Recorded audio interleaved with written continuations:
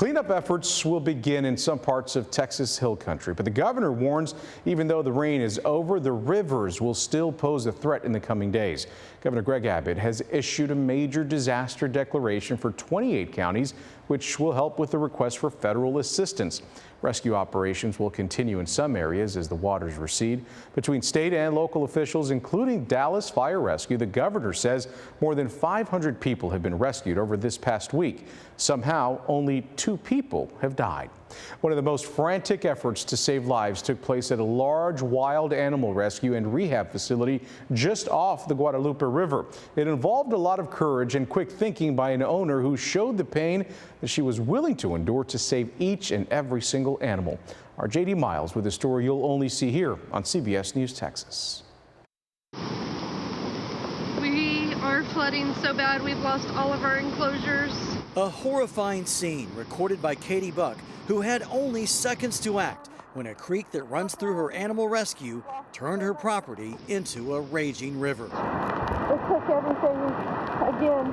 How long did you have to get the animals out? Oh, it came so fast. Instead of running to the safety of higher ground, Buck instead headed down toward the dangerous water. This time it was very swift and it was pushing me, across, like it was hard to stand on my feet, but we made it. Hundreds of animals were in cages right by the creek. The chicken and turkey coop fortunately had openings for quick exits. But other animals were trapped in rising water. Their lives are just as important as ours. We released some of our hawks that we've raised from babies. They were ready to go. A pair of pigs also had to be turned loose. But the water at one point was above them. Yeah. This is Peachy. One of the animals trapped in a cage was a porcupine, which Buck was forced to carry out through high water with her bare hands. But I had no gloves. I had nothing to get her with, so I had to bear hug her and walk through the water and get her up to higher ground. I ended up with some quills in my arm, couple little nibbles. She is wild, so she wasn't happy with me, but we saved her. When the water receded, Buck was relieved that all of her roosters and rabbits, pigs and parrots, turtles, turkeys, and others were accounted for and okay. But her 10-year-old rescue is in shambles. We take in orphaned, injured, misplaced wildlife. What's it been like to see things in this kind of shape? It's heartbreaking. It's heartbreaking. I watched it. I was down here in the middle of the night watching this stuff just disappear. Let's take it up there just because it's loud down here. I don't want to scare her. This young injured deer is one of many animals being brought in for treatment at a time when the Wildlife Rehab Center is struggling to rebuild enclosures and clean up the mess left behind by the flooding. Volunteers have quickly come to the aid of this rescue, removing debris, rebuilding housing, and replenishing supplies, not to mention helping the staff calm the animals that may have been traumatized by the experience. I think that they were scared, but yes, I think they knew I was trying to help. Buck did more than help. She put her life on the line and now worries she may have to do it again. A new normal here, just life on the river now. It's going to be like this every summer? I hope not. I hope not. We hate it. It was devastating. It really was. I hope never to see it again. And if we go through it again, we do it again. We save them again. In Ingram, JD Miles, CBS News, Texas. Parts of the Hill Country are drying out, but some neighborhoods, they remain completely cut off. The Cade Loop neighborhood in Kerr County is completely blocked off by the Guadalupe River after the bridge that connects it to Ingram collapsed. It left homeowners no way to drive into town. They tell us that they have been riding it out for 2 days with the supplies that they have on hand. But one man tells us they live with the constant threat now of this happening again. We have enough supplies. We've lived up here for a couple of years. We know we get cut off on occasion by ice and floods and things like that, so we're prepared. So it could be a while before that bridge is repaired. Tonight, many families are left wondering where to begin in their recovery efforts. There's also new questions about what the federal government's role in the future disasters should look like. Our Aaron Jones getting perspectives now from a former FEMA administrator. In the Texas Hill Country, families are once again facing the long road to recovery. It's really hard because it builds on that trauma that they already experienced. Their priority is to listen to their state and local officials.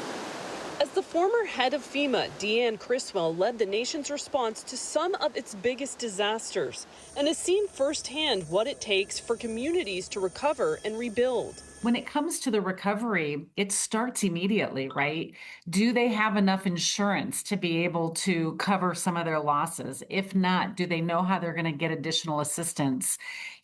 Is there going to be the opportunity for federal assistance somewhere down the road? The recovery also comes as the presidentially appointed FEMA Review Council has recommended changes that would shift more disaster responsibility to states and local governments, raise the threshold for when FEMA provides federal assistance, and speed up the delivery of federal funding after disasters.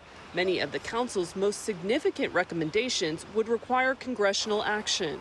I think the biggest thing that I think about with the FEMA Review Council is two things, right? It's how do they implement it? Criswell says it's a transfer of risk as well. And so do they have the staff and the capacity to be able to do those same compliance requirement checks? Looking ahead, she says it's important to remember disasters like the Hill Country floods can be highly unpredictable. I mean, we are seeing records broken year after year after year. And when we say 1 in 100, it's not the best way to describe it because it's really a probability. Tonight, Criswell stresses that everyone should have an emergency preparedness plan in place, one that allows them to adjust to rapidly changing conditions like we saw this week.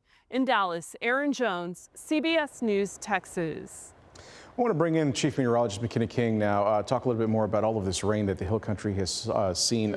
This is historic, and when we say that, it's not just a random adjective that we're using. I mean, we're talking about levels that we haven't seen before. And it's the Uvalde in particular saw more than a year's worth of rain just in a couple of days. We're talking about 96 hours that they saw that amount of rain, over 23 inches. We're pushing 2 feet in a lot of spots. So let's take a look at some of those rain totals just in the last 96 hours. The dry Frio River near Nippa, that's where we've seen some of the highest totals, over 28 inches of rain in 96 hours. You look at places like northwest Uvalde, where they've picked up nearly 28 inches. Right near the city of Uvalde, 24.39. Uvalde averages 23.2 inches of rain in an entire year, and they picked that up in less than a week. Now let's talk about some of those river crest records. The Nueces River below Uvalde crested at 28 feet. That was yesterday evening. The previous record crest was 24 feet, and that was 30 years ago,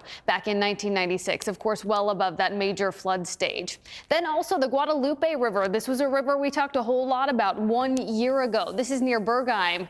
That crested at 57.8 feet. Previous record was 50 feet, and that was last year during the July 4th floods. That is a 47-foot rise just in the 6-hour period yesterday between 9 o'clock in the morning and 3 o'clock in the afternoon.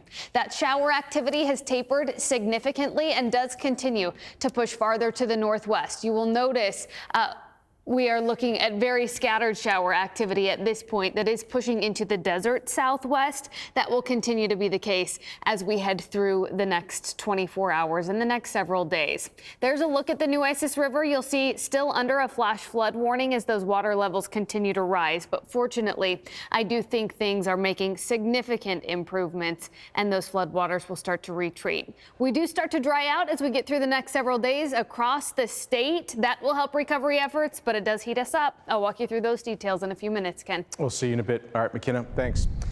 Tonight, we're learning disturbing new details about the Fort Worth dentist accused of overdosing a 4-year-old girl during what was supposed to be a routine procedure. Dr. Chriselle Hemphill is now out of jail. Her dental license has been suspended as investigators reveal new allegations inside the arrest warrant. Amelia Magavro reports. The doors are closed at Cuddle Kids Dental Care in Fort Worth. A sign posted outside saying the office will not see patients until late next week.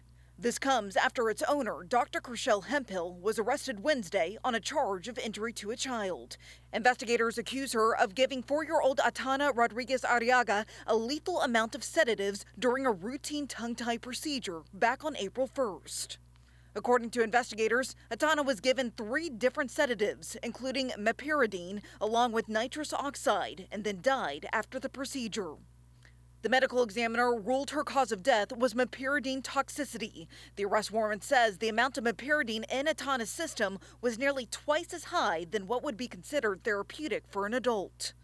Investigators also allege Hemphill administered the wrong reversal medication after Atana was overdosed. And when investigators searched the office, they say they found leftover medications left in syringes for future use. Fort Worth attorney Bob Gill says one detail in particular of this arrest warrant stands out. High level of the medication, even higher than a therapeutic amount for an adult as detailed in the arrest warrant, is a very telling fact. I mean, that's probably the operative fact that separates this from an accidental death to possibly being a criminal act. One day after Hemphill's arrest, the State Board of Dental Examiners suspended her license, writing that allowing her to continue practicing would constitute a clear imminent or continued threat. Hemphill bonded out of jail Thursday on a $10,000 bond. Gill says the charge could become even more serious as the investigation continues. It's more likely to be a negligent or a reckless situation, which more clearly fits the offensive injury to a child, or maybe even a manslaughter charge. And I also spoke with Atana's parents, who shared this statement with us. Atana was a wonderful girl, and we want the truth about what happened with Dr. Hemphill to come to light, so no other family has to go through the suffering our family is experiencing. And we also reached out to both Dr. Hemphill and her attorney for comment, but have not heard back. Amelia McGalvro, CBS News, Texas.